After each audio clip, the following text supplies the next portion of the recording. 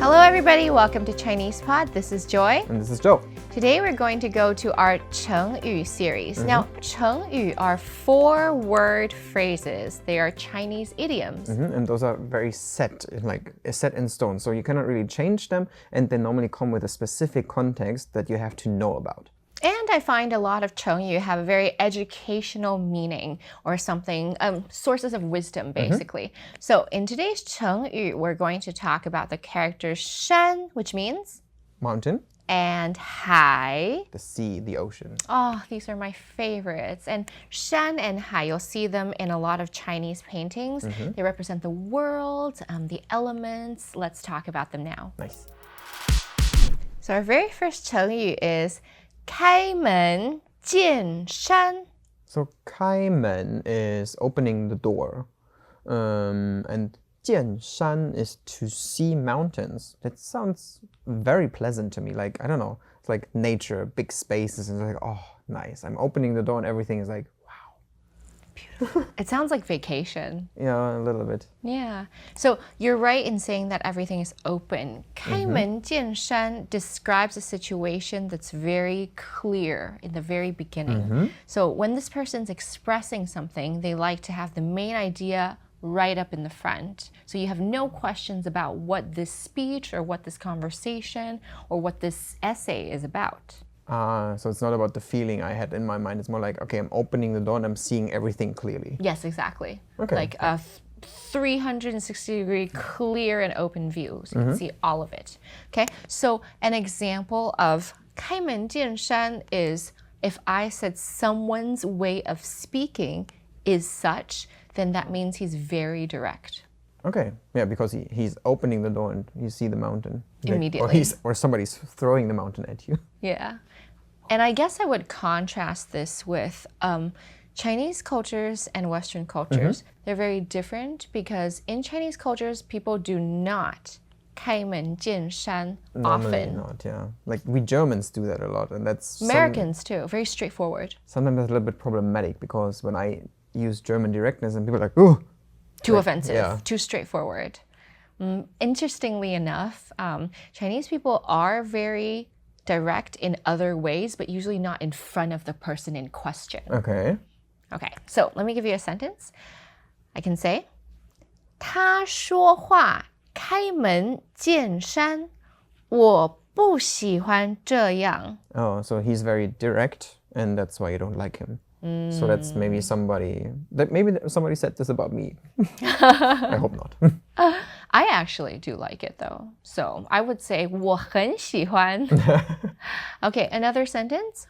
我就开门见山的说了，我喜欢你.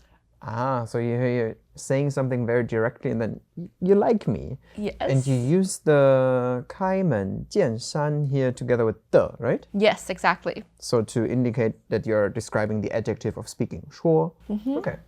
So we can say somebody is 开门见山 or 我开门见山的说. 第二个成语是人山人海.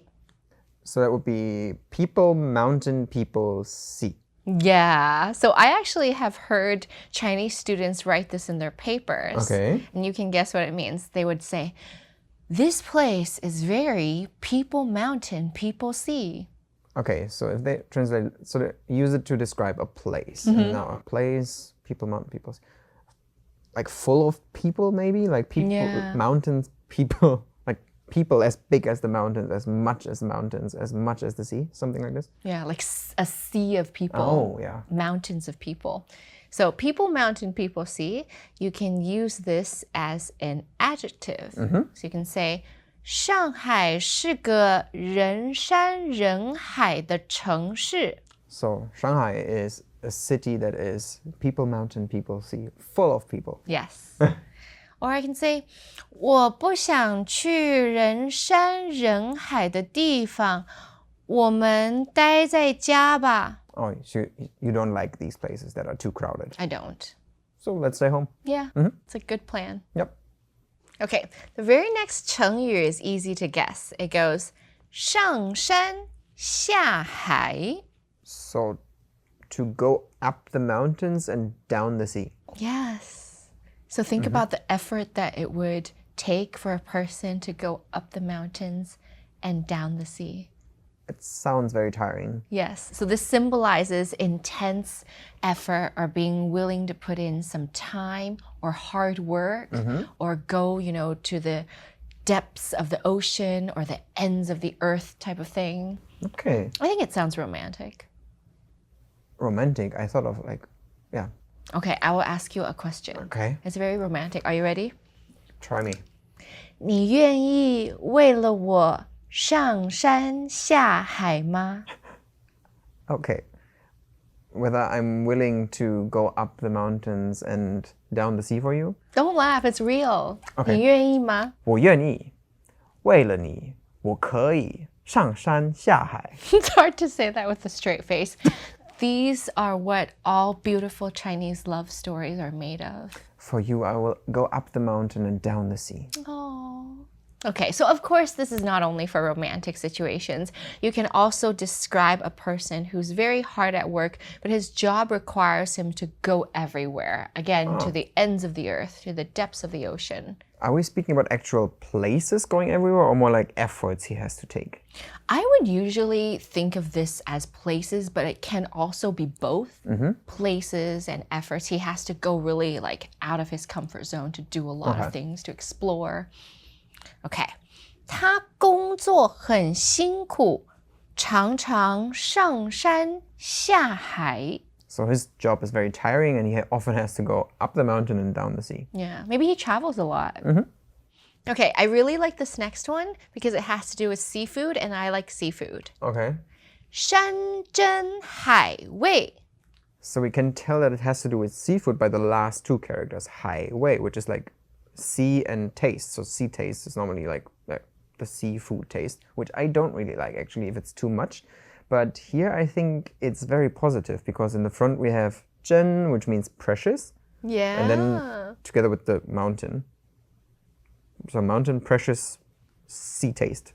Yeah, we're describing food that is amazing. And it's not necessarily that it's only seafood. Okay. It just means a wide variety of precious flavors. So It could be expensive cuisine. It could be exquisite. Doesn't really have to be seafood. so things that you find in the mountain and the sea, but basically all together. Yeah. That's how I good way like to remember seafood it. because I do like seafood when it's part of more than just seafood. Yeah, exactly. Me too. Okay, so I can say, for example, I'm going to a fancy party. 派对上有很多山珍海味. So at this party there's a lot of delicious food. Yeah. Ooh, fancy. This sort of fancy food might not only appear at expensive restaurants or parties. I think mother's home cooking could also be amazing cuisine as well. 妈妈做的饭就是山珍海味. So mama's food is always delicious. But that depends actually. I wouldn't Depends on say the mom. same thing about the things my mother cooked, I have to admit. I hope she doesn't see this video. But if you're hungry, then anything is like delicious food anyways, right? True.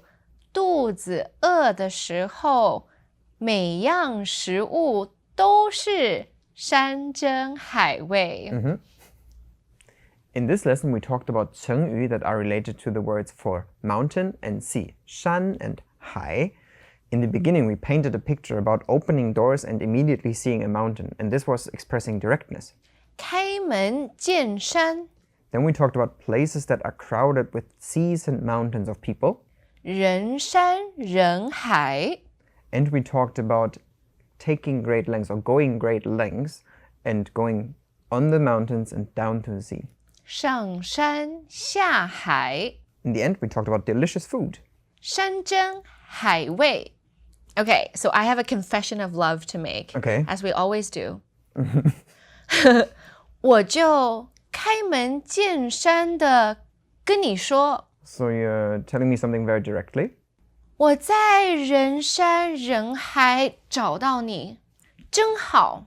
Oh, that you found me among the masses of people is very good.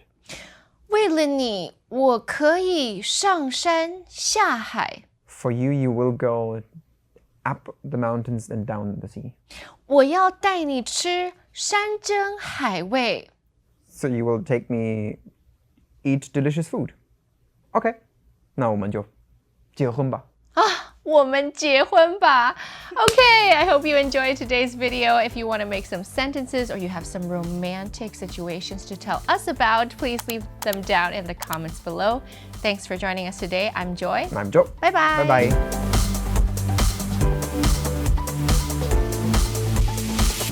ChinesePod.